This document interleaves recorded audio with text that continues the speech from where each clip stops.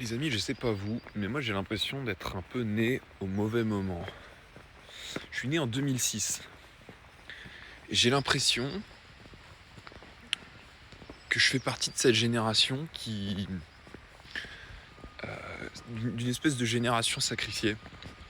Alors moi je suis pas là pour vous parler de l'État, du socialisme et tout. Non, aujourd'hui j'ai envie de parler d'IA. euh, Parce que par rapport à l'IA, j'ai quand même l'impression qu'on fait partie d'une génération sacrifiée.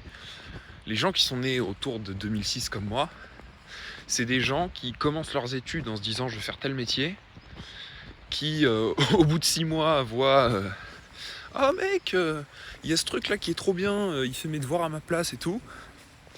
Puis quand ils ressortent de leurs études, ah bah frérot, le métier pour lequel tu étudiais n'existe plus. Voilà. Et donc l'intelligence artificielle, c'est un sujet qui m'angoisse terriblement, énormément. Euh, je pense que j'ai de la chance d'avoir arrêté mes études en réalité parce que si j'avais continué, je serais ressorti à la fin avec aucune compétence valable sur le marché. Et vous savez, parfois on est tenté de vouloir tirer les lignes et de dire ah mais de toute façon en fait dans 20 ans 100% des métiers seront remplacés par l'IA, il n'y aura plus rien du tout d'utile. Je pense que c'est je pense que c'est une mentalité de merde. Effectivement, on ne sait pas de quoi l'avenir est fait avec l'IA, mais en fait je pense que la mentalité à avoir, c'est une vidéo d'Oussama Hamar que j'ai vue récemment, où il disait plutôt que se demander de quoi les gens auront besoin demain avec l'IA, quelles nouvelles opportunités vont se créer avec l'IA, plutôt se demander qu'est-ce qui va pas changer avec l'IA. Qu'est-ce qui va rester une constante universelle dans le futur. Et par exemple, il disait ça n'existe pas un business où les gens vont me demander d'aller moins vite. Il parlait de Jeff Bezos qui disait Amazon, jamais les gens voudront recevoir leur colis moins vite. Jamais, il va peut-être y avoir un peu de bruit. Jamais les gens... j'ai pas d'autre exemple. J'ai pas d'autre exemple parce que c'est une question compliquée. Mais en gros, voilà.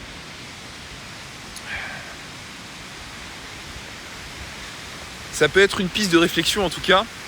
Je dis vraiment pas que j'ai la réponse. Et puis, j'avais une deuxième piste. C'est un petit peu ce que je suis en train de faire là en fait. C'est de dire...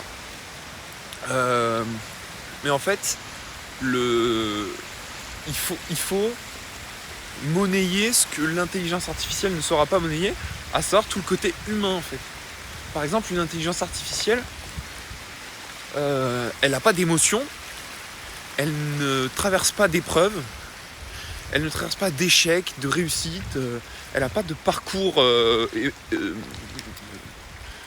entrepreneurial au sens où on entreprend des choses, elle se trompe pas, enfin vous voyez. Alors que ça c'est purement humain.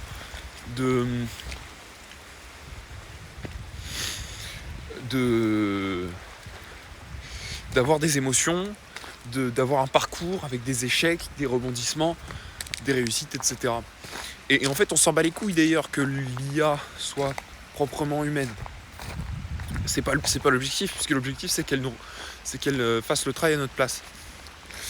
Alors vous me direz, oui, mais justement, on va créer des IA conscientes avec des émotions qui vont pouvoir reproduire à la perfection les émotions humaines, et ça va nous remplacer aussi.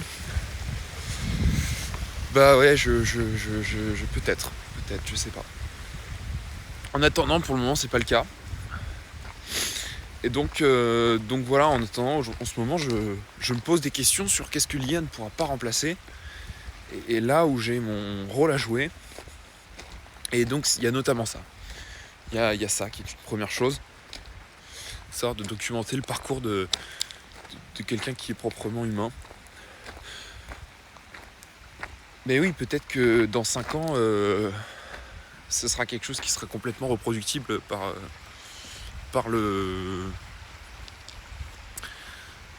l'intelligence artificielle, je sais pas. C'est pas évident, à vrai dire,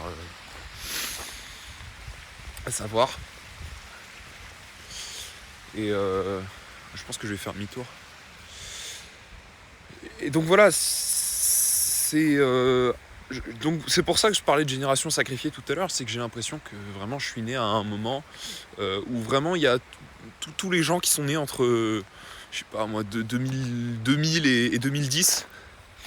C'est vraiment des gens qui, au moment où ils arrivent sur le marché du travail, ils valent rien du tout. Parce que 100% des choses qu'ils ont appris jusqu'ici servent plus à rien. Ça sert plus à rien d'être...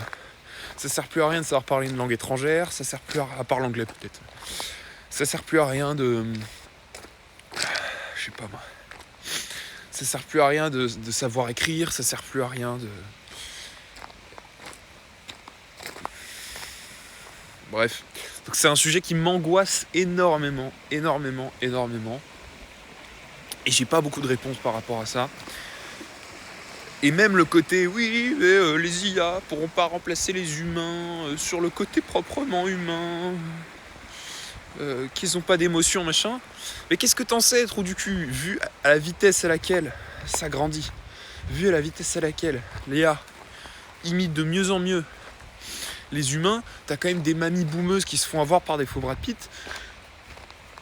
On n'est pas à l'abri. Est-ce que dans quelques mois, quelques années, t'as des IA tellement... Ça se trouve, je suis une IA, les gars. Qu'est-ce que vous en savez, en fait? Ça se trouve, je suis une IA. Donc, vous n'êtes pas à l'abri que dans quelques mois, quelques années, t'as une IA qui sera capable de faire ce que je fais là. T'as une IA qui sera capable de chialer super bien. T'as une IA... Enfin, voilà.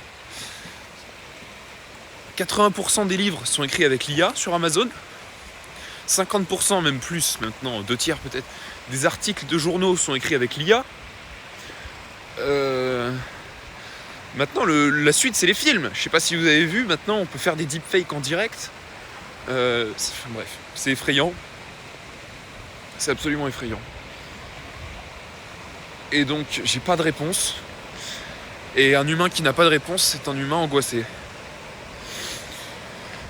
Donc j'ai peur. Voilà. Voilà les amis, j'ai pas vraiment de conclusion positive. La conclusion, c'est de pas se laisser aller à ça. De jouer quelque chose dans ce que vous pouvez encore... là où vous pouvez encore jouer... là où vous pouvez encore avoir un petit peu d'impact.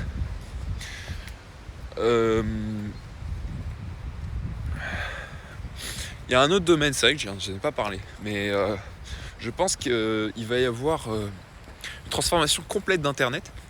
On va avoir 80%, 90% de contenu IA bullshit pour occuper les moldus. Et le reste, ça va être énormément de petites communautés très fermées qui vont être extrêmement actives, etc. et qui vont jouer en fait un petit peu comme une bande de potes dans la vraie vie, quoi. Et l'avantage d'Internet là-dessus, c'est qu'à l'ère où 90% des gens sont stupides, l'IA permet de rapprocher les gens intelligents entre eux et de créer des communautés de gens intelligents qui se tirent vers le haut. Et une autre chose qui vient, en fait je suis en total impro, hein, je dis ce qui me sort par la tête. Une autre chose par exemple qui me vient, c'est que